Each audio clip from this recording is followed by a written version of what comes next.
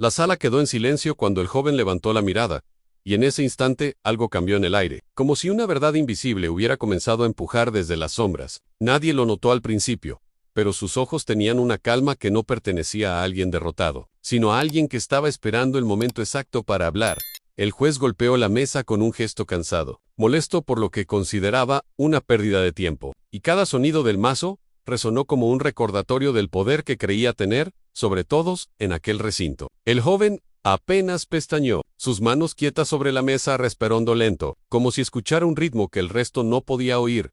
«Eres demasiado joven para entender la ley», murmuró el juez con un tono que rozaba el desprecio, haciendo que algunos asistentes sonrieran con burla, pero el joven no respondió. Su silencio era tan preciso que parecía parte de una estrategia, como si cada segundo estuviera siendo medido con exactitud quirúrgica. La luz que entraba por los ventanales se filtraba en líneas delgadas, iluminando el polvo suspendido en el aire, y el joven observó cómo esas partículas flotaban, tranquilas, ajenas a la tensión que comenzaba a crecer entre los presentes. Podía sentir los latidos acelerados del público, el roce inquieto de zapatos en el suelo, el murmullo inquieto que apenas se contenía en el juez se inclinó hacia adelante, como un predador que se siente invencible, creyendo que el muchacho no era más que un obstáculo menor que debía aplastar. Su respiración se volvió audible, pesada, cargada de ese exceso de confianza que suele preceder una caída. El joven lo observó con una serenidad inquietante, como quien ya conoce el final de una historia que los demás aún no sospechan. «Ansi tiene algo que decir», «Hégalo rápido», ordenó el juez,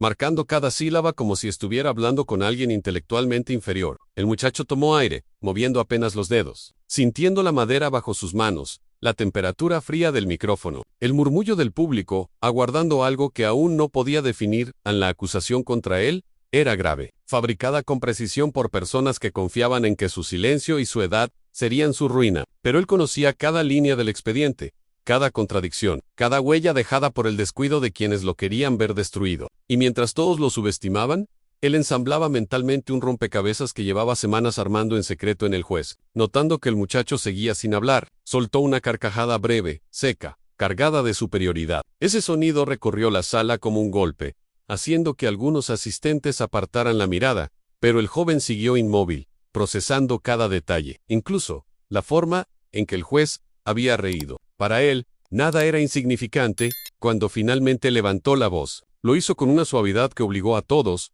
a inclinarse hacia adelante, como si las palabras no fueran habladas sino liberadas con un cuidado casi quirúrgico. Cada frase era un hilo tensado, cada pausa un silencio afilado que cortaba el aire, y en esos primeros segundos la sala comprendió que algo no encajaba con la imagen del joven inexperto, que todos habían asumido en señoría, dijo, y ese único vocablo bastó para que el juez frunciera el ceño, sorprendido por el tono, por la seguridad, por la calma que no debía existir en alguien supuestamente acorralado, y mientras el eco de esa palabra se desvanecía, un estremecimiento recorrió la sala, anticipando que lo que iba a venir no solo cambiaría el juicio, sino que desmantelaría una mentira que llevaba demasiado tiempo respirando en silencio. La tensión se hizo más densa cuando el joven abrió la carpeta frente a él, revelando documentos que nadie esperaba ver, papeles ordenados con una precisión casi quirúrgica. Su respiración era lenta, medida, como si cada inhalación marcara el inicio de un golpe calculado contra quienes lo habían subestimado. El público inclinó sus cuerpos hacia adelante, sintiendo que algo estaba a punto de romperse. «Lo que verá aquí no es una defensa», dijo el joven, sin levantar la voz. «Es la verdad que usted pasó por alto». Aquella frase cayó como una piedra en un estanque silencioso, generando ondas que recorrieron la sala completa. El juez parpadeó, irritado, y estiró la mano con un gesto de autoridad, esperando recibir los documentos. Sin embargo, la mano del muchacho no tembló al retirarlos un centímetro. Negándole ese acceso inmediato, el juez se tensó como si alguien hubiera tocado una herida vieja. Nadie se atrevía a moverse, ni siquiera los guardias. El joven deslizó entonces la primera hoja sobre la mesa, girándola despacio para que todos alcanzaran a ver la firma falsificada del mismo juez, en un documento que nunca debió existir. Hubo un suspiro colectivo, casi un latido compartido. «Esta firma», susurró alguien en el público, incapaz de contener su sorpresa. El juez tragó saliva, y por primera vez su voz falló al intentar hablar. El joven no lo miró. Solo continuó explicando con una claridad abrumadora cómo se habían manipulado fechas, borrado registros y añadido declaraciones que jamás fueron realizadas. Cada palabra era un golpe directo que lo dejaba sin aire. El juez levantó la voz, intentando recuperar el control, pero el temblor en su tono lo traicionó. El joven se incorporó lentamente, como si emergiera de las sombras, sus ojos fijos en él con una mezcla de serenidad y dolor contenido. Usted sabía que era inocente, murmuró, y la sala entera sintió como esa frase atravesaba la piel.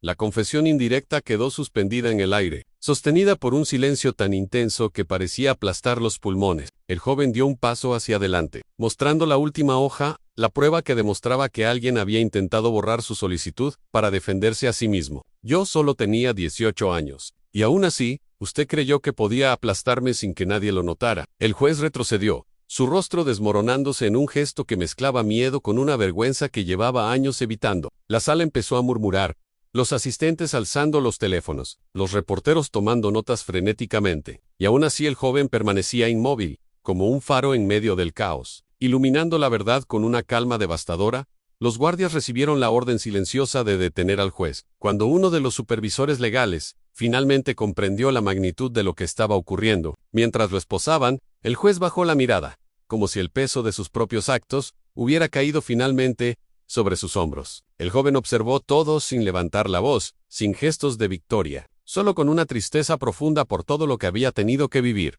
Un murmullo se extendió entre los presentes, mezclando incredulidad con una reverencia inesperada. Nadie veía ya a un acusado. Veían a alguien que había derrotado un sistema entero con inteligencia, paciencia y una voluntad que pocos adultos poseían. Y mientras el juez era escoltado fuera, el muchacho permanecía en pie respirando hondo, sosteniendo con firmeza sus documentos como si fueran una extensión de su propio corazón herido. Cuando salió de la sala, el sonido de los flashes y las voces se volvió distante. Cosí y caminó despacio por el pasillo sintiendo el eco de sus propios pasos, y comprendió que no había ganado solo un juicio. Había recuperado su nombre, su dignidad, y el derecho a escribir su futuro, sin miedo. Y en ese instante, con la luz del pasillo envolviéndolo, supo que aquel día no lo recordarían por haber sido acusado, sino por haber demostrado que incluso a los 18 años, la verdad puede rugir más fuerte que cualquier poder.